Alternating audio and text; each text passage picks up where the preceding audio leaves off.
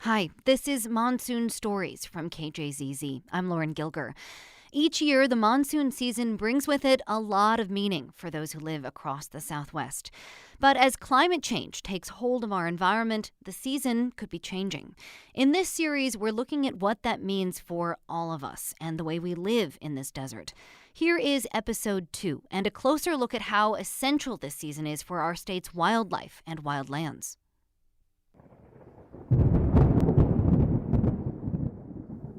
So far, Monsoon 2021 hasn't disappointed. We've seen dark skies, cooler temps, and yes, rain. Lots of rain.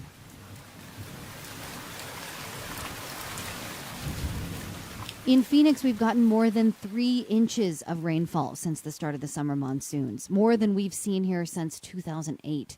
Much of the rest of the state has seen 200% of their normal rainfall, and we've got more than a month to go. It has eased Arizona's ongoing drought, for the time being at least.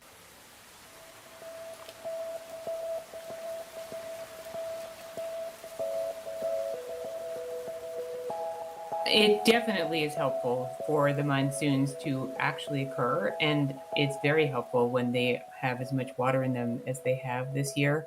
Kathy Jacobs is the director of the Center for Climate Adaptation Science and Solutions at the University of Arizona. She studies water policy and drought planning in light of climate change. But she says this kind of rain is a double-edged sword.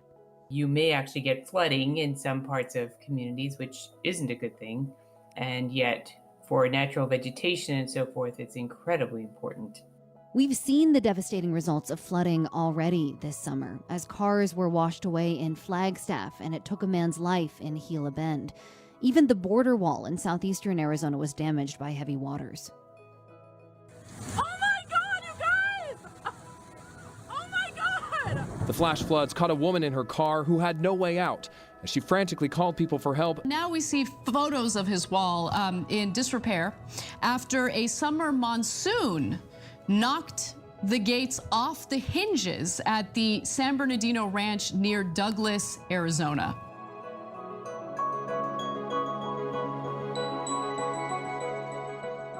But at the same time, we're watching the desert come to life in this wealth of rain. I am really concerned about the impact of climate change on natural systems. So I'm very happy when it rains in the summer because I think that does help a lot. It not only reduces the temperature and the evaporative losses, but it actually provides water to, trees, fish, and birds. And for more on what it means for our state's flora and fauna, let's turn now to an expert on the ecology of the desert Southwest. My name is Chris Bugby. I'm a conservation advocate for the Center for Biological Diversity. Chris Bugby is steeped in our state's wildlands and wildlife.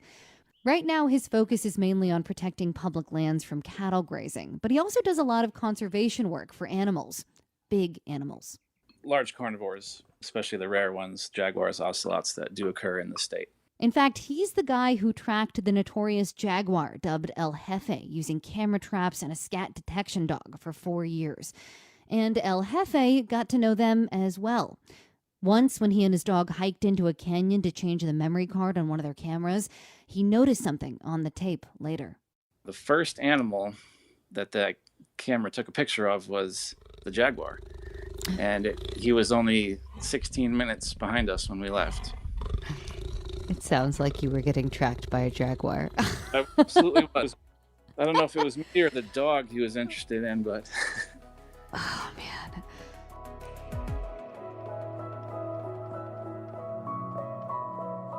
To him, this work of conservation is urgent. We've lost about 50% of the animals on Earth since I graduated high school. This is extreme, and it's happening in real time. So, I've dedicated my life to saving as much as we can. So when it comes to the monsoons in the desert Southwest, he says they are absolutely essential to that wildlife and their environment. It is beyond important. It is absolutely vital. It's like this annual life pulse that the whole region depends on. When we get to May and June, those are to me the hardest times of the year living here in southeastern Arizona. You get all the heat and all the dryness. But if you make it through May and June, it's like this big reward comes in July. We get replenished. All this great rain starts falling. You know, in the mountains in May and June, all the streams are dwindling down to a trickle. There's maybe a couple pools here and there. And really, it's just enough for the wildlife to get through until it all gets replenished again, the monsoon season. So then, as we saw the last couple of years, we just had, almost nothing. Like there was hardly any rain. Last year was the driest ever. What does that do when that replenishment doesn't happen? Things were looking really bad last year. Out in the mountains, we were seeing, huge swaths of oak woodland that was just dying. It was on the brink. Oak trees that are just brown. It was really scary because if we didn't get a good monsoon this year, I think we would have lost a lot of that habitat.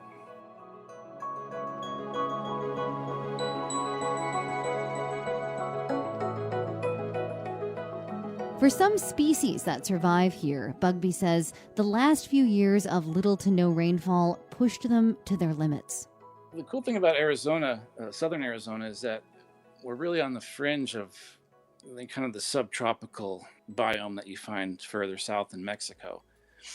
And when the monsoons come, it's almost like we return to that subtropical state temporarily, just for a couple months. So there's all these species that are, many of which are subtropical relics that still survive here in the desert, like Gila monsters, tarantulas.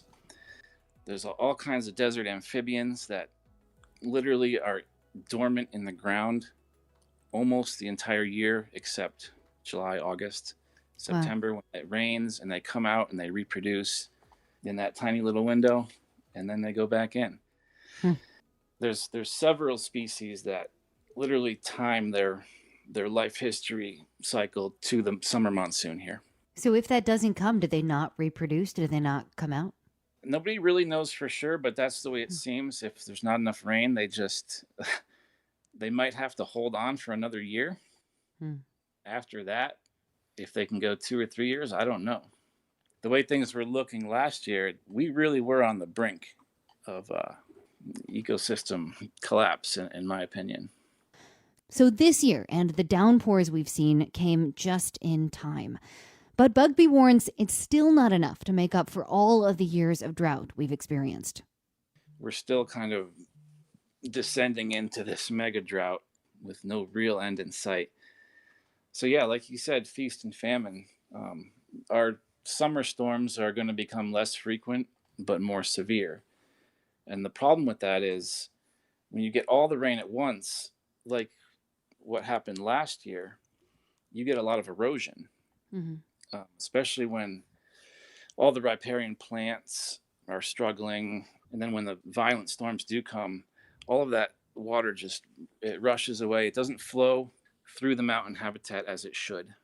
So then I guess the question is, as an ecologist, what are your fears about this? Like, do you think, as you said, we've already lost so many species just since you were young. Is this something going forward, you're concerned climate change is already going to result in the loss of our natural habitats as we know it? Yeah, it's pretty scary to think about what's happening here. We're in this mega drought that hasn't been observed since people have been here, and it's happening very quickly. We're losing habitat in nature, and animals are suffering for it. And there's really no evidence that this trend is going to change. So it makes the work that I do that much more urgent. So what does this work mean to you? What does this time of year mean to you this season? Personally, it's my favorite time to be here. The rain literally just changes everything. Everything goes through this massive transformation. Just looking around from my house at the surrounding mountains, they're all vibrant and green. And it's just such a relief because for the last 2 years, it just hasn't looked that way. Yeah. Without it, we would lose a lot. We would lose a lot. Hopefully, I mean, all we can do is hope each year that we're going to get enough rain. But the trends are speaking for themselves, and it's not looking too good. So then, lastly, I mean, what's your message to people? I mean, we all have a role in this, right? We do, yeah. Climate change is real. We're all. This isn't something that is coming in the future. We've already stepped through this doorway. We're already experiencing the changes. It's something we all need to take seriously, and we need to respond and adapt to. We can't just continue down the same road and hope for the best.